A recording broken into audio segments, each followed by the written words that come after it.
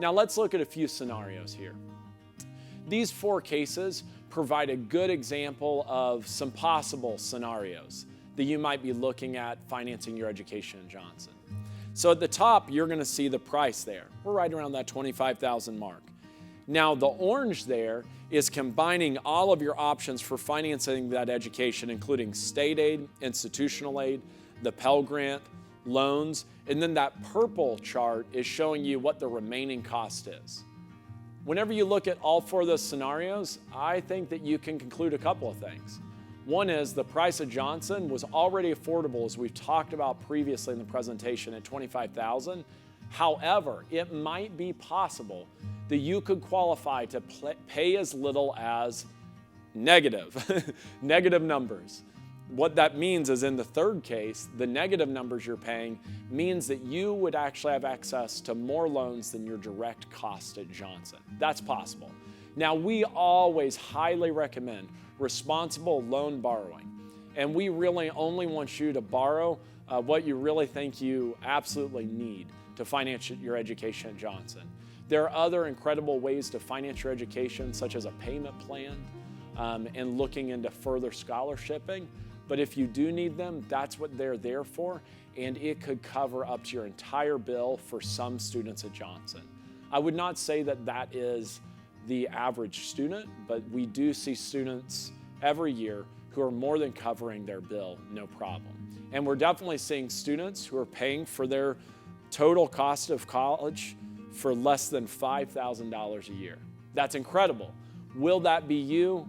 Maybe not. Maybe not, but it is illustrative of showing you how impactful all these aid types are that we've talked about, that they can really bring the bottom line of Johnson down even farther, because we've worked really hard to partner with you to graduate as many students as we can, debt-free or with as little debt possible.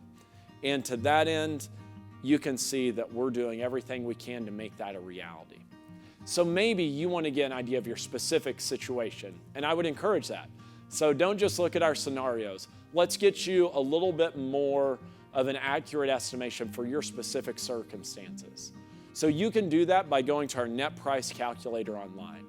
You can see that almost everything related to financial aid comes under that admission tab on our website, and then under financing your education, go to that net price calculator and input all of your personal data, and it's going to give you a pretty good estimate of what you might pay at Johnson. To get a full estimate of what you're going to pay at Johnson, complete the 3 steps that we mentioned earlier in the presentation. Complete your FAFSA, complete the admissions process, and complete your financial aid check-in, and we'll get you an official estimate sent out. Now, I do want to reference that scholarship link one more time, just so that you have it. It's at johnsonu.edu/scholarships, so you can go there with no problem. Or if you're more comfortable navigating there from our main website, I've also provided you with some information on how to go there. By looking at this slide, you can see that you're always going to be going to admission, and then you're going to go down to financing your education, and in this specific case, you're going to go right down to that scholarship link there. Now, for outside scholarships, I'm going to recommend that you go to bigfuture.collegeboard.org. Big Future is part of College Board and is the same company that does the SAT, a very reputable company, and I'm going to recommend it as maybe your one-stop shop for scholarships.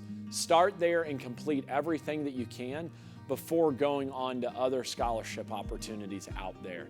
They control, or they give you access to about $6 billion in scholarship funds. Billion with a B. That is a lot of money. And it's going to be everything. So you may not qualify for nearly $6 billion, but it's illustrative of the fact that it's pretty exhaustive in the scholarships that it offers you. So go ahead and go there and complete that information. You'll see on this slide, you're going to want to create a profile, and you're going to want to start your search at the bottom there to do the scholarship search, and it'll walk you through the rest. Now here's the big question. How many scholarships should you apply for? Well, if you're asking me, I think that you need to work really hard and consider applying for 50 to 100 scholarships. That's exactly right. I said 50 to 100. When students start applying for that quantity of scholarships, they're sometimes surprised at the ones that come back and another $500 or $200 or $1,000, that's going to start to add up and really equip you to finance your education. Okay, so today we've looked at a lot of different options to finance your education.